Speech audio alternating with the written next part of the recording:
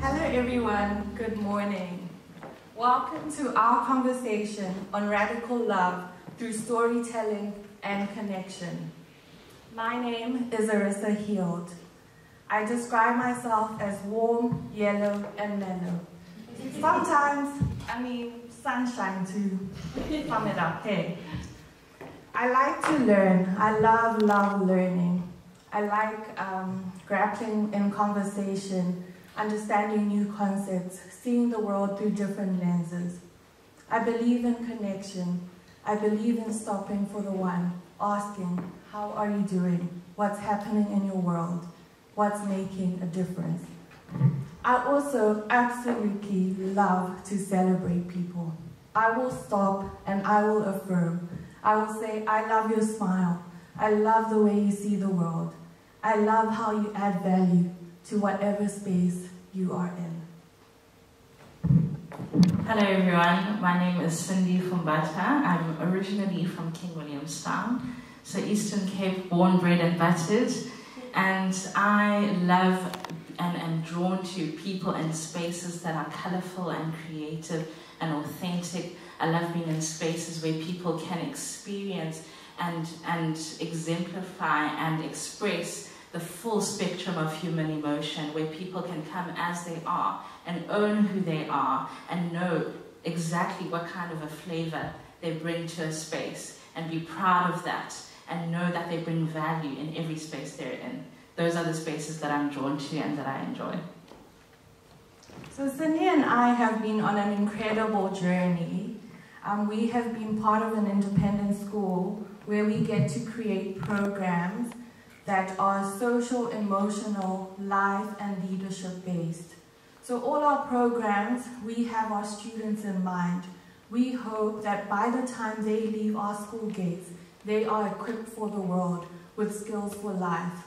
So you may be wondering what type of skills or what type of things.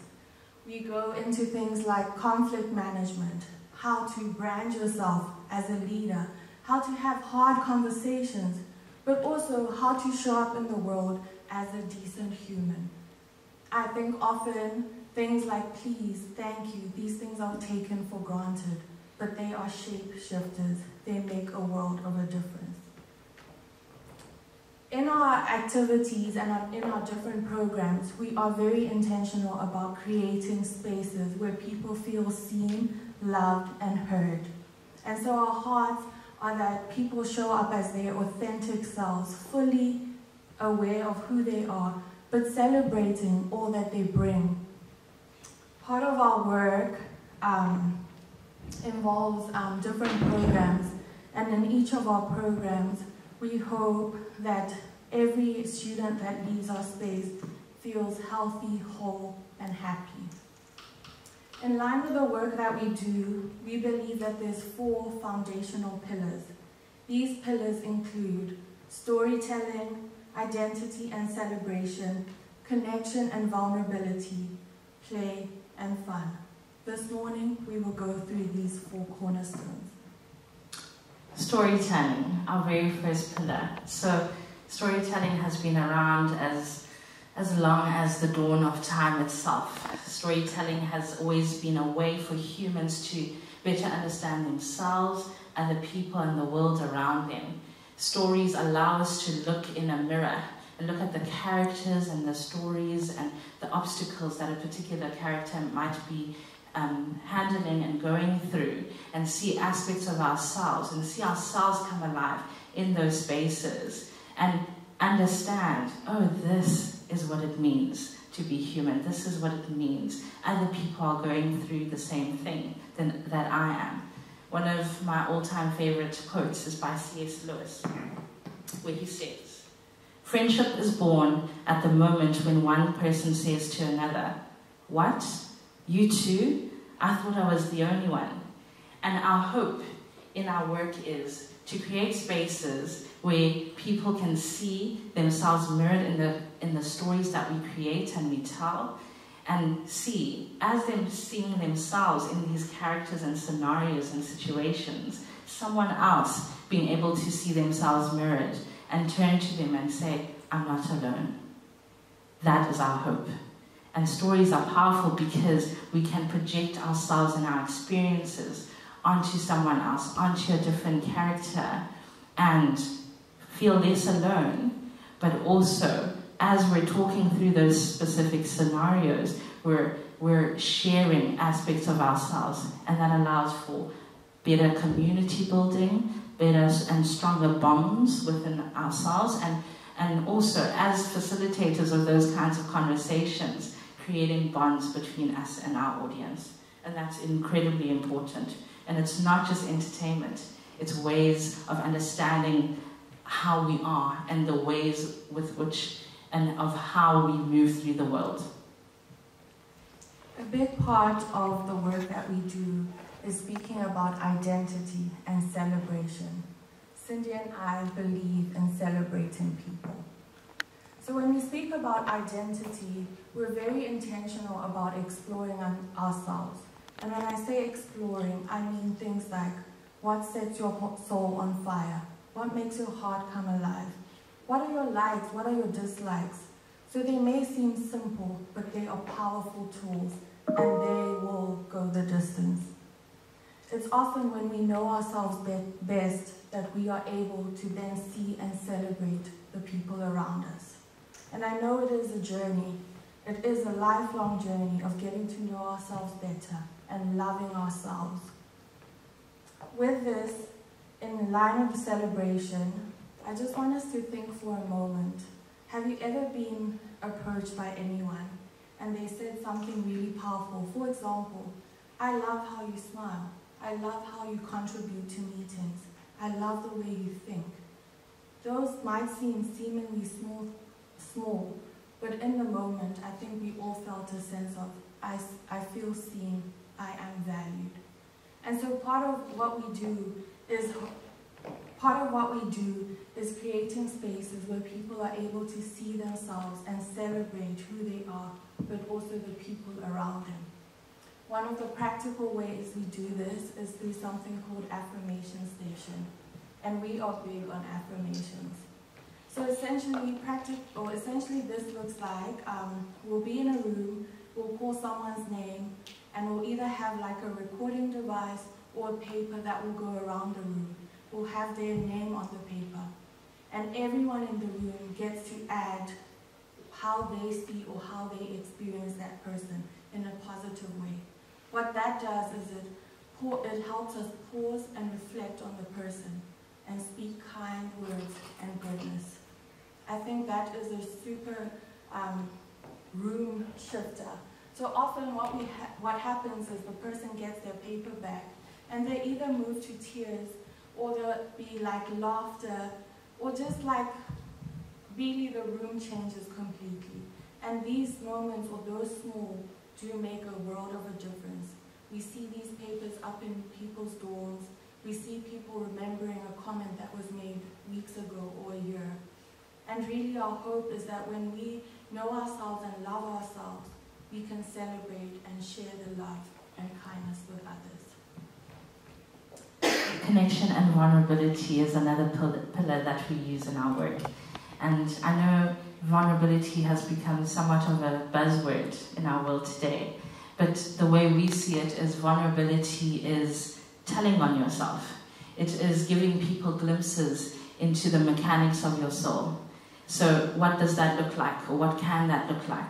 It can look like Arisa coming to me and saying, "Friend, can we have a conversation? The other day, you said this to me and it actually really hurt my feelings." So in that moment, I have a decision to make. I can either freeze and run away from that situation and lean away from vulnerability, lean away from that opportunity, or give her a glimpse into my soul and say, "Okay, I'm feeling particularly uncomfortable right now. And I don't know what you're going to say. I'm quite scared to have this conversation, but I can see it took so much for you to come to me. And I want to honor that, and I want to show up. And even though I am uncomfortable, and that is what you're going to see on my face and in my body language, I still choose to show up for you, because this friendship means enough for me to do that.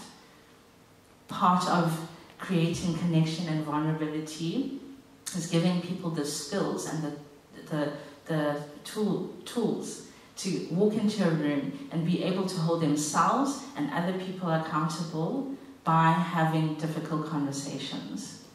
Our hope is that we foster a generation, and especially where young girls and women are concerned, who will occupy spaces of authority and power and go into the world and be leaders of integrity and walk into a space where they can hold themselves accountable and other people accountable while still maintaining someone's dignity and doing so in kind and uplifting ways. And having conversations around how to have a difficult conversation, that is a recurring theme that happens in our work a lot of the time. So one of the things we say in our sessions is, if I walk into Pick and Pay and I see someone I know, let's say I see Shelly, and if I can't walk up to Shelly and say, hello, how are you, and mean it, if I would rather jump into the fruits and veg to run away from Shelly rather than walking up to her and having an authentic conversation, it is a sign that I need to have that difficult conversation. And we walk them through how to do that from beginning to end, which is incredibly important as a human on this planet, just in general. And the last cornerstone we use is play and fun. We love to have a good time. There are many ways that we can have fun and play around. This includes simple things like putting on music, dancing around, creating activities and games where people are able to come as themselves and just really express and enjoy themselves and the people around them. Often in doing activities, people's walls come down and people are allowed to be themselves. We are very intentional about creating spaces where people are able to have fun and to play around and laugh. I think often we take ourselves very seriously. A little light-hearted moment doesn't harm anyone. I would encourage all of us to incorporate play or fun into our daily routines and help ourselves have a little boost of energy or happiness. So what does this look like on a random Monday afternoon? What do these pillars and these values look like? What can they look like? For example, storytelling. Each of us in this room has a story to tell. Each of us has overcome a particular obstacle or many obstacles. And sometimes us sharing our stories and our experiences can be the survival guide someone else needs. And it doesn't necessarily even have to be our own stories. It can be something as simple as sharing with a friend about a character in a book or movie that you feel you can relate to. And saying, rather than saying, oh, the latest Thor movie, this is for all the Marvel fans out there, the latest Thor movie was really great, I enjoyed it. When Thor forgot who he was and he didn't know if he still had his powers, I related to that because sometimes I feel that way. Simple moments where, again, we're giving people glimpses into the mechanics of our souls. And it can be scary, but it can be also incredibly, incredibly rewarding. Calling out the treasure, doing that in our everyday lives. Often we'll be in Pick and Pay and we walk past someone who looks fantastic that day and we say, excuse me, you look fantastic today. Something that simple can make someone's day. And within our personal and professional lives as well, making sure that we are people who constantly are calling out the treasure in each other and aren't afraid to tell someone well done and be specific about it. Connection and vulnerability, having conversations beyond how many potholes we have, the load shedding schedule, the weather. There was a point in time when I first joined the school I'm at now, and walking into the staff room was quite daunting and I felt quite intimidated. But I made a decision that every day I was going to pick a random spot in the room, sit down and have a conversation, an intentional conversation with the person I was with. And that didn't look like, "Hi Arisa, how are you? It's hot today." It looked like, "Arisa, what made you smile today? What made you happy? What made you laugh today? Was today a tough day? Why did you go into teaching? Tell me more about that." Conversations that peeled back the surface layer and got to the nitty-gritties of who is the person I'm sitting next to. In terms of playfulness and fun, what we do with our leadership course, is that we encourage people to actually fetch their laughs. If that looks like Googling funny videos every day, so be it. Sharing funny memes with your friends and family and colleagues, all very simple ways to incorporate playfulness and fun in everyday life. Playfulness and fun can't just stay on the playground at school. Humans are wired for connection and fun. And our hope is that every person in this room and beyond it knows that they have something special to share, and that they can walk into rooms and create spaces and be humans who are happy and wholesome and healthy, and they can create spaces where every person knows that this is the value I bring to a space. Whenever I walk into a room, this is the flavor I walk in with. And not just doing that for themselves, but for other people. We hope to produce humans and to be humans that are happy, wholesome, and well. And we hope you do too. Thank you.